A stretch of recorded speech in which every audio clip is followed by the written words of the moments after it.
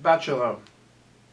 When rabbis, educators, synagogue presidents, whenever anybody who works at a synagogue or is a lay leader at a synagogue gets together amongst fellow synagogue workers, one of the inevitable questions they ask one another is, how big is your synagogue? They want a number. It's almost as though that number, the number of members that you have, is some sort of currency in the synagogue marketplace.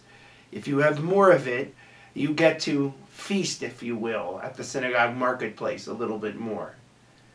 But in reality, we're so hyper-focused on numbers that we oftentimes forget that each number represents a human being.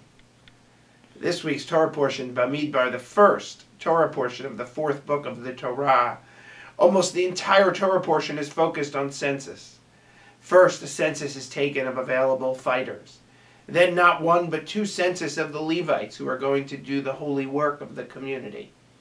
We not only find out numbers of how many people there were, but we find out exactly how they were situated in the camp and what their battle plan and arrangement would be leading to the battle when they would try to conquer the land. It is a lot of numbers. It would be easy to dismiss this just simply as extraneous detail in the Torah.